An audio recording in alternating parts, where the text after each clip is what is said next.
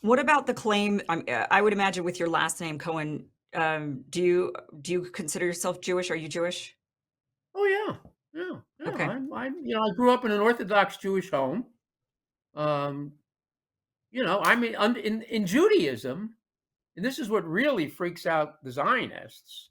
In Judaism, in the faith, I'm a direct descendant. 57 times back, my grandfather was Aaron, and my uncle was Moses. So in the Mhm. line, and keep in mind, neither Aaron nor Moses were permitted to go to quote unquote the Holy Land, and I'm now banned there. The Judaism that I grew up in, that my family grew up in, my grandfather, my great my great grandmother was anti-Zionist. My grandfather was anti-Zionist and a Narodnik, and he fought against the Tsar. And his mother had to put them in boats and send them to Africa because the Tsar was going to execute them. My father, who spoke fluent Yiddish and German, fought in World War II and helped to liberate concentration camps and was injured seriously. I fight Zionism. Judaism, my Judaism that I grew up in my household.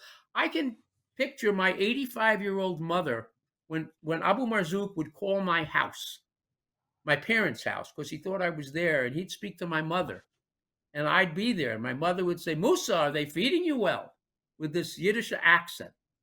The Judaism that I grew up in had humanity, had heart, had soul, had principle, had determination. Understood that Muslims are our cousins. We come from the same family, the same communities, and we were anti-Zionist.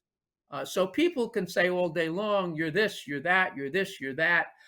I find it interesting that when you see the many of the most prolific anti-Zionists in the world are scholars, are lawyers, are academics, are published authors. Chomsky, yeah, there are many. The list is endless. And I'm currently Mhm. representing Satmar Jews that have been charged with hate crimes and also around the flag. So this notion that Zionism conflates with Judaism and Israel, well, was Judaism a 5,000-year-old faith that was looking for direction? Then 150 years ago, some agnostic Jews in Europe said, Whoa, we'll tell you what to do and where to go and how to do it? Because that's what Zionism's about. It's a grand Mhm. theft. So I don't really worry about that. I can be baited all day long. It's interesting, though, when an ex Mossad agent got arrested for some very serious charges in the United States, he didn't have any problems with calling Stanley Cohen and said, Listen, will you represent me?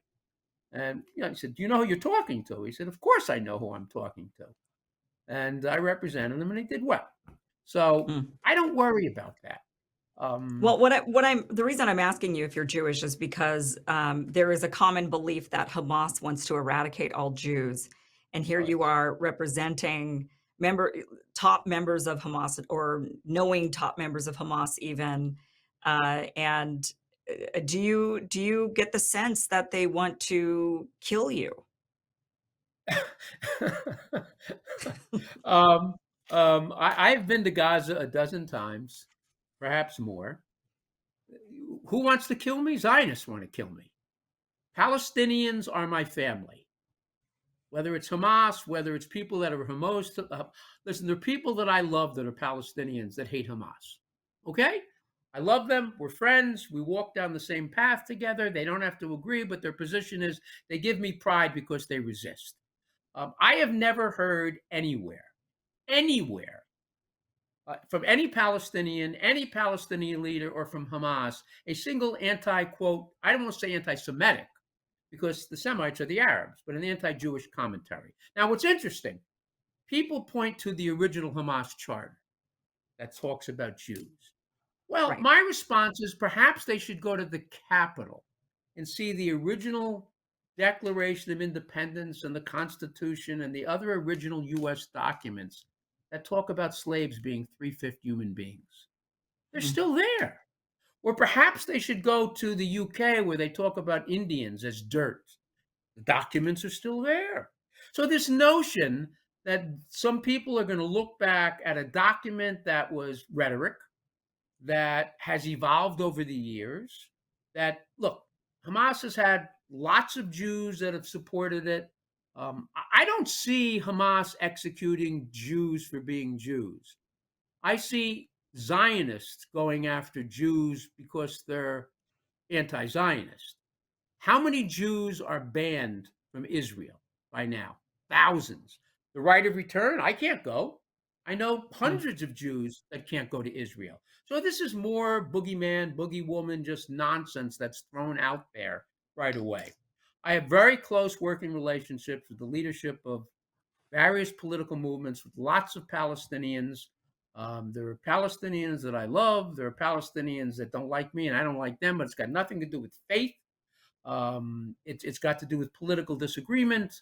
Um, I have spent thousands of hours in discussions with the leadership of Hamas over the years throughout the Middle East, and not just Abu Marzouk.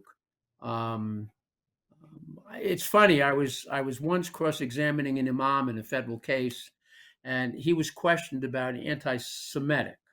And my question to him on rebuttal was, "Do you hate yourself?" And he laughed.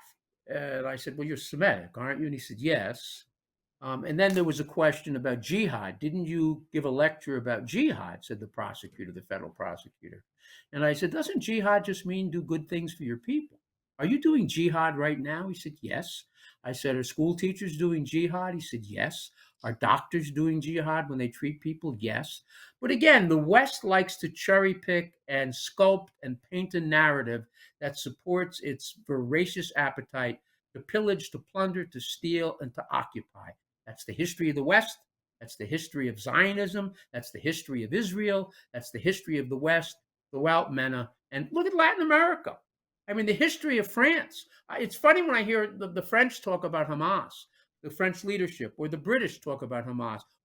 How many 60 million, 20 million indigenous people were murdered by colonial powers in the Americas? So let's be careful, the West, when we start throwing these labels around, because what we cry for about what our grandparents did to indigenous communities 200 years ago, residential schools right up to 100 years ago, we're funding in Palestine right now. So there's this double standard based upon your faith, based upon your politics, based upon your religion, based upon your last name.